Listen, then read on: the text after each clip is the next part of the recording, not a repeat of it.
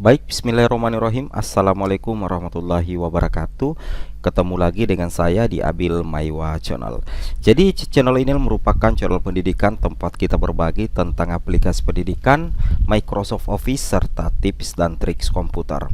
Jadi pada video kali ini Bapak Ibu ya, kembali lagi admin akan mencoba mengupdate ya informasi terbaru terkait P3K Guru di tahun 2022, yang mana untuk hari pertama SSCSN ditutup. Untuk pendaftarannya apa yang harus dilakukan, kemudian tahapan setelah resume, dan bagi P1 sukses turun status, serta yang P1, P2, P3 gagal resume. Nah, kira-kira apa yang harus kita lakukan Bapak Ibu ya. Tapi sebelum kita lanjut, bagi rekan-rekan guru yang baru menemukan channel ini, silahkan tekan tombol subscribe ya, dan aktifkan lonceng notifikasi. Jadi kita langsung to the point saja Bapak Ibu ya ke informasinya. Bahwasanya kemarin ya ada beberapa perubahan yang sangat luar biasa tentunya terkait dengan P3K Guru, yang mana ada optimalisasi formasi yang menyelamatkan sebahagian kecil ya guru lulus passing grade yang sebelumnya memiliki notifikasi tanpa penempatan, kini sudah menjadi mendapatkan penempatan. Di sini ya, alhamdulillah saya dapat. Apakah ini bukan prank? Kemudian di sini lanjutkan, Assalamualaikum, maaf Pak, sekedar berbagi info, istri saya barusan ditelepon oleh Kemendikbudristek ya untuk meresum pendaftaran di SSCSN. Padahal sebelumnya ada menu turun prioritas dan istri saya sudah turun prioritas. Alhamdulillah statusnya dapat penempatan. Terima kasih ya Pak. Tujuannya untuk optimalisasi P1, tetapi tidak semua mendapatkan optimalisasi. Nah, ini yang harus diketahui oleh rekan-rekan guru yang sudah lulus PG, yang kemarin ada tahapan optimalisasi, yang mana ada beberapa kejadian kemarin Bapak Ibu ya. Guru lulus PG tanpa formasi itu sudah melakukan resume ya, dan sudah juga turun prioritas, tetapi kemudian artinya belum melakukan resume ya, tetapi turun prioritas. Kemudian ditelepon oleh Kemendikbud agar melakukan resume, padahal sudah turun prioritas, dan setelah itu langsung muncul notifikasi mendapatkan penempatan. Artinya apa? Berarti guru ini kena yang namanya optimalisasi formasi. Tapi tidak semuanya mendapatkan optimalisasi Bapak Ibu ya. Tujuannya untuk optimalisasi P1, tidak semuanya mendapatkan. Itu yang harus Bapak Ibu pahami. Nah, kemudian langkah selanjutnya setelah kita lakukan resume, berarti yang sudah dioptimalisasi itu sudah bisa melaksanakan resume Bapak Ibu ya. Itu sudah bisa melaksanakan resume kemarin, dan secara otomatis langkah berikutnya setelah itu adalah seperti ini ya. Nah, setelah ini langkah berikutnya sesuai dengan info yang kita dapatkan bersama, bahwasanya ketika Bapak Ibu sudah resume, maka secara otomatis Bapak Ibu akan masuk ke dalam tahapan berikutnya. Tahapan itu adalah yang termasuk seleksi administrasi ya. Ini sementara berlangsung sebenarnya.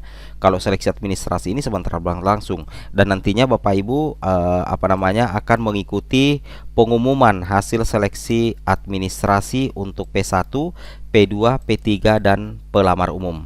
Nah, seperti itu ya. Itu yang dilakukan setelah resume. Nah, kira-kira bagaimana nasib ya bagi pelamar yang gagal resume ya? Nah, jadi pelamar yang gagal resume, di sini kami sudah siapkan ya bahannya untuk Bapak Ibu perhatikan ya.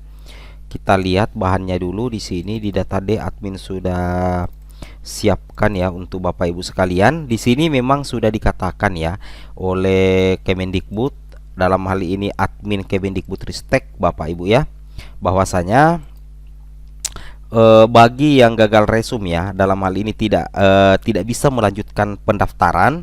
Di sini dijawab oleh admin Kemendikbud, bila di akun SSCSN tertera mohon maaf, formasi pada instansi sudah tidak tersedia, maka Anda tidak dapat melanjutkan pendaftaran ini. Mohon maaf atas ketidaknyamanannya.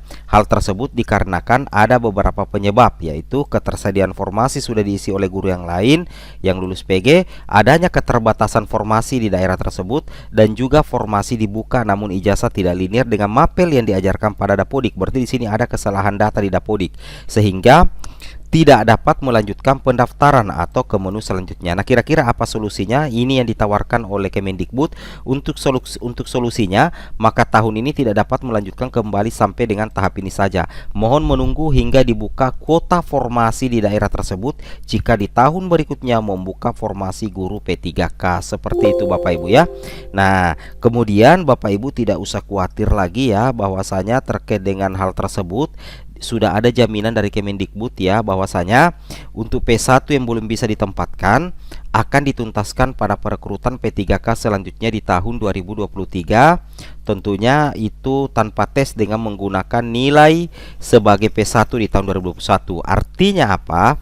Berarti status P1 Bapak Ibu, sekalipun Bapak Ibu tidak bisa melanjutkan pendaftaran di tahun 2022, status P1 Bapak Ibu itu akan tetap melekat pada diri Bapak Ibu, sehingga pada saat ada penuntasan P3K guru di tahun 2023 nanti Bapak Ibu juga bisa lolos menjadi ASN karena tetap akan menjadi P1 yang tersisa. Seperti itu ya.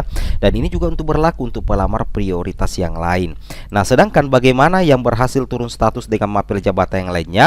Berarti yang untuk berhasil turun status dan mendapatkan formasi untuk mapel P2 P3, maka Bapak Ibu akan mengikuti seleksi observasi. Nah, nantinya akan ada penilaian dari latar belakang, kompetensi, kinerja. Nantinya tim penilai itu mulai dari kepala sekolah, guru senior, kemudian ada pengawas sekolah yang ditugaskan juga dari Dinas Pendidikan dan background dan BKPSDM, dan masing-masing kalau latar belakang atau background check nanti diperiksa atau dinilai oleh Dinas Pendidikan dengan BKPSDM. Kalau nilai kompetensi Bapak Ibu yang turun prioritas itu yang dinilai 40% ya. Itu dinilai oleh kepala sekolah, guru senior dan pengawas sekolah. Sedangkan kinerja 60% juga dinilai oleh kepala sekolah, guru senior dan pengawas sekolah. Nah, begini nilainya ya. Untuk bobot penilaian seperti ini. Jadi nantinya setiap pelamar itu akan memiliki akun SSCSN. Jadi setiap penilai memiliki akun penilaian yang tersinkron dengan akun pelamar di masing-masing sekolah induk. Nah, nantinya untuk penentu kelulusan pada saat seleksi observasi itu adalah berdasarkan nilai yang lebih tinggi, dan nantinya tidak ada geser-menggeser honorer Bapak Ibu ya, seperti itu. Nah, terkait dengan hal itu, di sini ada kabar gembira ya bagi pelamar P1 yang turun prioritas. Di sini memang sudah dikatakan P1 yang tidak dapat ditempatkan diberi kesempatan untuk memilih formasi yang masih kosong dengan menggunakan mata pelajaran jabatan lainnya. Jika P1 melakukan hal tersebut, maka mengikuti seleksi observasi dan verifikasi bersama kelompok P2 dan P1 tetap diprioritaskan. Jadi alangkah bergembiranya karena ketika Bapak Ibu mengikuti seleksi observasi nantinya, maka P1 yang turun prioritas tetap akan diprioritaskan nantinya di seleksi observasi. Seperti itu Bapak Ibu ya. Kemudian ada kabar gembira sedikit ya, kabar gembira sedikit dari jpnn.com. Di sini dikatakan 7.297 guru honorer bakal diangkat P3K. BKH PGRI terima kasih Pak Gubernur. Wow, ini lumayan banyak ya. Ada sekitar 7.297 guru honorer bakal diangkat. Daerah mana kira-kira ini? Kita lihat. Di sini dikatakan Badan Khusus Honorer BKH PGRI Riau, berarti ini di daerah Riau ya, mengapresiasi Gubernur Samsuar. Menurut Ketua BKH PGRI Eko Wibowo, Gubernur Riau telah memperjuangkan seluruh guru honorer SMA, SMKN, dan SLB kepada pemerintah pusat. Terbukti dengan disetujuinya formasi P3K 2022 sebanyak 7.297 untuk guru honorer di Riau. Wow, mantap ya. Untuk Riau ini luar biasa. Oke, assalamualaikum warahmatullahi